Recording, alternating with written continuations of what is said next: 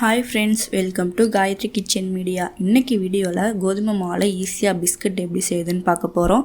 இந்த லாக்டவுன் சமயத்தில் நீங்கள் குழந்தைங்களுக்கெல்லாம் செஞ்சு கொடுத்தீங்கன்னா குழந்தைங்கள்லாம் நல்லா விரும்பி சாப்பிடுவாங்க. நம்ம சேனலில் முதல் முறையாக பார்க்குறீங்களா இருந்தால் சப்ஸ்கிரைப் பண்ணிக்கோங்க, பெல் பட்டன் கிளிக் பண்ணிக்கோங்க, லைக் பண்ணிக்கோங்க. இப்போ வாங்க வீடியோக்குள்ளே போகலாம். நான் 2 கப் அளவுக்கு கோதுமை எடுத்திருக்கேங்க. அதை ஒரு பாத்திரத்துக்கு மாற்றிக்கலாங்க.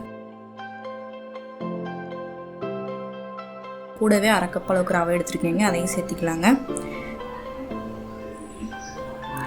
அரை டீஸ்பூன் அளவுக்கு ஏலக்காய் பொடி எடுத்துருக்கீங்க, அதையும் சேர்த்திக்கலாங்க.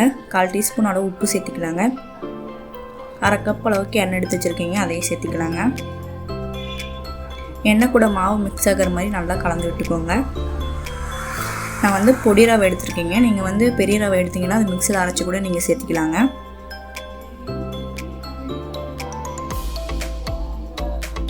மாவு பதம் வந்துருச்சுன்னா இந்த மாதிரி இருக்குங்க. இப்போ இது கூட நான் 1 கப் அளவுக்கு சர்க்கரை எடுத்து வச்சுருக்கேங்க. அதை ஒரு கிண்ணத்துக்கு மாற்றிக்கலாங்க. நான் வெதுவெதுப்பான தண்ணீர் எடுத்து வச்சுருக்கேங்க. அதை சர்க்கரை கூட சேர்த்துக்கலாங்க. சேர்த்து லைட்டாக மிக்ஸ் பண்ணிக்கலாங்க. சர்க்கரை கரையக்கூடாதுங்க. தண்ணி ரொம்பவும் சூடாக இருக்கக்கூடாதுங்க, ரொம்ப ஜில்லுன்னு இருக்கக்கூடாதுங்க. இதை நம்ம மாவு கூட சேர்த்து நல்லா பிசைஞ்சு விட்டுக்கலாங்க. ரொம்பவும் தண்ணி சேர்த்திடாதீங்க, அப்புறம் மாவு ரொம்ப சாஃப்டாகிடுங்க. கொஞ்சமாக தான் ஹார்டாக இருக்கணுங்க மாவு. உங்களுக்கு தண்ணியை போயிடுச்சுன்னா நீங்கள் மாவு இன்னும் கொஞ்சம் கூட சேர்த்து நல்லா பிசைஞ்சிக்கலாங்க.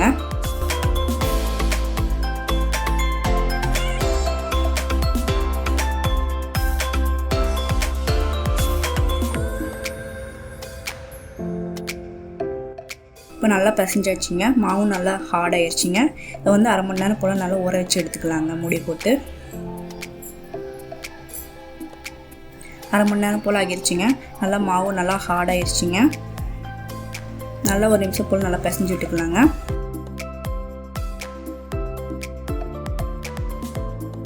நான் அகலமான தட்டு ஒன்று எடுத்துருக்கேங்க.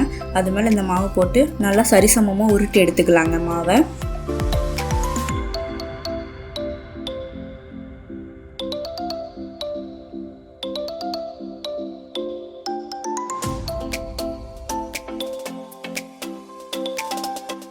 இப்போ ஒரு கத்தி வச்சு சரிசமமாக கட் பண்ணி எடுத்துக்கலாங்க. பாதி மாவு எடுத்து பாத்திரத்துலேயே போட்டுக்கலாங்க. மீதி மாவை அந்த தட்டு மேலே கொஞ்சமாக எண்ணெய் சேர்த்திக்கலாங்க. சேர்த்து நல்லா தடவி விட்டுக்கலாங்க. தடவி விட்டு நம்ம எடுத்து வச்சுருக்க மாவை அது மேலே உருட்டிக்கலாங்க.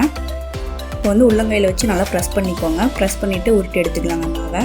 1/4 இன்ச்சு திக்னஸ் அளவுக்கு நம்ம உருட்டி எடுத்துக்கலாங்க மாவை. அப்போ தான் பிஸ்கட்டுக்கு கரெக்டாக இருக்குங்க.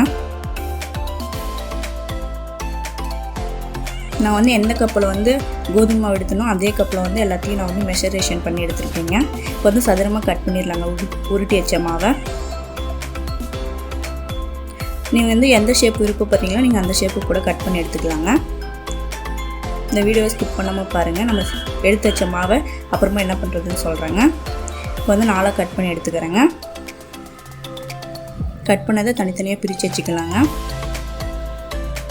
இப்போ டெக்கரேஷனுக்காக அது மேலே லைட்டாக கத்தி வச்சு நல்லா ப்ரெஸ் பண்ணிக்கோங்க.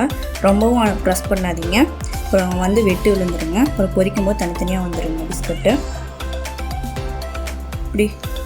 இப்படி அழுத்தம் கொடுத்துட்டு 4 பக்கமும் நல்லா அழுத்தி விட்டுக்கலாங்க தட்டு மேலேயே. அப்போ தாங்க ஒரு ஷேஃப்க்கு வரும். பாருங்கள், பிஸ்கட் துண்டு ரெடி ஆயிடுச்சுங்க. மீதி இருக்க மாவையும் அதே மாதிரி உருட்டி எடுத்துக்கலாங்க. எல்லாமே ரெடி ஆகிடுச்சிங்க. இப்போ பொரிக்க ஆரம்பிச்சிடலாங்க. எண்ணெய் நல்லா காஞ்சிருச்சுங்க. அதில் பிஸ்கட் துண்டெல்லாம் சேர்த்துக்கலாங்க. இதை பொரிக்கும் போது மீடியம் ஃப்ளேமுக்கு கம்மியாக பொரிச்சிடுங்க. இதை பொரிக்கிறதுக்கு மினிமம் 5 நிமிஷமாவது ஆகுங்க. இது லைட்டாக வெந்தோடனே நம்ம திருப்பி போட்டுக்கலாங்க. கலர் சேஞ்ச் ஆனோடனே நம்ம எண்ணெயிலேருந்து எடுக்கும்போது பிஸ்கட் ரொம்ப சாஃப்டாக தாங்க இருக்கும். அப்புறமா தாங்க ஆறுன வாட்டி தாங்க நல்லா ஹார்டாகும். இப்போ திருப்பி விட்டுக்கலாங்க பிஸ்கட்டை. இப்போ நல்லா ஓரளவுக்கு கலர் வந்துருச்சுங்க.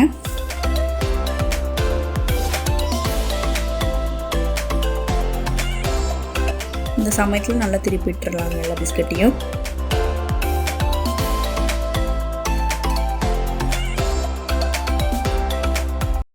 நல்லா வெந்துருச்சுங்க. இப்போ எண்ணெயிலேருந்து ஒன்று எடுத்துடலாங்க. பாருங்கள், சூப்பரான கோதுமை பிஸ்கட் ரெடி ஆயிடுச்சுங்க. எண்ணெயிலேருந்து எடுத்த எல்லா பிஸ்கட்டையும் ஒரு சமமான தட்டில் போட்டு நல்லா ஆற விட்டுக்கோங்க. அப்போ தான் உங்களுக்கு மொறுமொறுன்னு வரும். நல்லா ஆறிடுச்சுங்க. இப்போ பிஸ்கட் மேலே நம்ம போட்ட சக்கரையில் முழுசாக அப்படியே அழகாக பூத்துருக்குங்க. இந்த ரெசிபியை ட்ரை பண்ணி பாருங்கள். தேங்க்யூ.